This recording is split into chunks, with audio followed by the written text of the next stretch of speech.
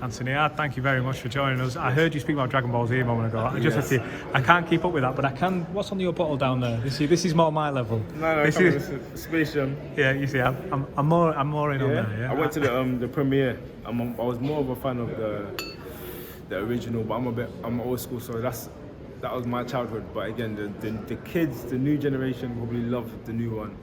They're talking about algorithms and all this scientific computer stuff. So yeah, it wasn't my cup of tea, but the first one was one of the greatest movies ever. Yeah, 100%. I'm with you on that. Would you ever do a boxing one? Get him with Bugs Bunny or something? 100%, man. 100%. Beat him up a little bit. I need to get a copyright on there before anyone sees it. Listen, thanks very much for joining us. Let's jump into boxing. You're back on Saturday night. Just talk to us a little bit about your preparation. Before we start talking about fights that have gone and fights that might come, let's talk about this one. How are you doing? How are you preparing? I'm feeling very, very good. Fantastic, actually. I'm just looking forward to getting in the ring on Saturday. I've heard a lot of questions about your training camps and how you've been preparing. How has that been going? How have you been? Have you been doing a lot of sparring? Do you focus on your fitness now? What keeps you going in camp? There's been tweaks. There's been a lot of the same, but there's been a lot of tweaks.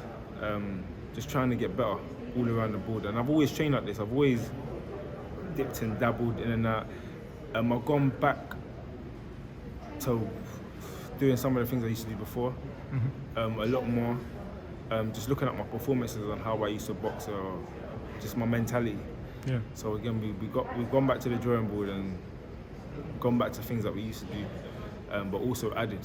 So again, boxing is one of those sports. You've never seen a boxer do the same thing over and over and over again.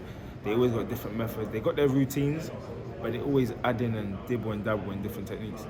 I know you're going to be asked this question a lot, but how have you changed? It's such a tight loss against Lyndon Arthur.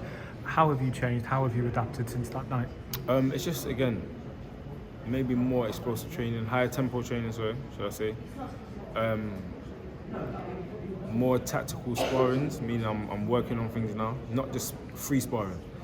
So you got your sparring where you just go in there and try and beat up your opponent and try and work around and just beat him up. But now I'm doing a lot more tactical sparring, so I don't want to do something, but they're saying to me, no, we're going to stick to this one thing, because we're going to practice it. We're not just practicing everything at once. So again, it's been good, and again, it's elevated. And then again, you got James Cook as well, giving his 2 pence and giving his feedback, his criticism, and it's good. It's good. Maybe this is a bit of an unfair question. Which loss did you learn more from? Did you learn more from the Kovalev fight, or did you learn more from the Yarde fight? Given that it obviously ended in different circumstances. Definitely the Arthur fight. Because with the Arthur fight, it was bad decision making. My mind, when I watched it back, my mind wasn't there. Like, my mind wasn't there. In boxing, they say sound body, sound mind. You need to have both intact. So my physical was there, but my mind wasn't, and it was just decision making. Not reading the rounds properly. Again, I'm a very limited experience, as people know. So I wasn't reading the rounds properly. When I was in there, it just felt so comfortable. And again, me and Lyndon Arthur spoke, like, once the bell rang. He didn't think he won the fight initially. Once he spoke to his corner, and once the announcement was done or whatever, he changed his tune a bit. But again, I was very, very happy for him. Once I calmed down and I forgave myself, I was happy for him, because boxing's a sport, man. It's not easy.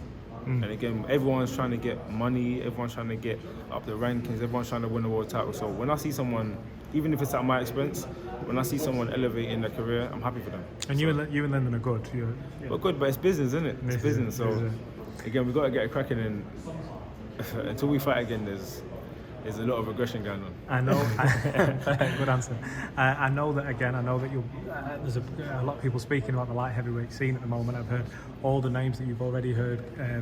You're in that pot, along with Lyndon, along with Callum Johnson, along with Joshua Buatsi, who we speak about in a moment. Callum Smith has just joined those ranks as well. How do you see him impacting the division? Well, again, he will impact the division tremendously. He will even jump ahead of a lot of the names you just mentioned, because he's already been at that level. He's been at that level for a long time. He's fought in massive arenas. He's beaten good people. He's fought Canelo. And again, we always knew that was coming anyway. He's a big lad, man. He's a big boy. But again, it adds more excitement to the light heavyweight division. What do you think about Canelo? dipping his toe in that water, then maybe Obi Turbio could be on the line, Bivol could be on the line. What do you think of him talking about the light heavyweight division? Canelo's an animal, man. Again, it's all about legacy. And again, you saw Floyd do it, you saw Pacquiao do it, go up in weight divisions. You saw Roy Jones do it. You saw James Toney do it. Like you see great fighters, they go up and down in the weight divisions. And Roberto Duran, there's so many names. Sugar Ray Leonard, they all done it. So when people see it or hear about it, they're like, oh no, they're too big. Canelo, you can see he's a monster. And again, he's at that level now where he can be tactical. He can tell a man, you got a weight restriction, you got weight class. Same thing Floyd done to him. So again, he learnt from it, and you know, sometimes you earn that position. Canelo's definitely earned that position. So on to you then. You don't want to look past your opponent, and I don't want to put that onto you, but do you have a 6-month plan, a 12-month plan of how you're... We know that you're fighting Saturday, we know that Lyndon Arthur is up next. Providing those two fights stick to the script, do you have a plan for after that? Do you see where you want to go? I got my overall goal in terms of, you know, where I want to go in life and things I want to accomplish, but I don't look ahead like that. Even the Lyndon Arthur fight, it's like, it's not even, it's a blur, it's like it's somewhere over there. Right now it's like I'm just laser focused. You know, you got peripheral vision. All them other things are just over there in the peripheral. I can't even say that word properly. But right now it's just laser focused. Boxing shows you don't focus on other things and try and focus on what's in front of you. You can't, like, if you're trying to carry 12 bottles, you're going to drop one. But if you just carry one bottle, like I got right here. Space Jam, solid. I heard you give props to Craig Richards before. What did you think of his fight with Bivol? Because I mean, I don't listen. No negativity towards anyone, but he was an underdog, big time, going into that fight, and I think he made a few people sit up. He rose his stock. He rose his stock. And again, Craig's a friend of mine. He's a former stable mate. And he works hard, man, so he deserves to get to these spots. And again, I was one of the people saying, you know, Craig can actually beat him. Craig can beat him because Craig's got good jabbies, and when he stands his ground, he's a good fighter. Again, what was missing in that fight was, again, experience. Bivol just had that world title experience again. But again, we're all up and coming, so it's entertaining. Listen, I know you're a busy man, and there's other people that want to speak to you. All the best for Saturday. We'll see you soon, I'm sure. Appreciate you, man. Thanks, man.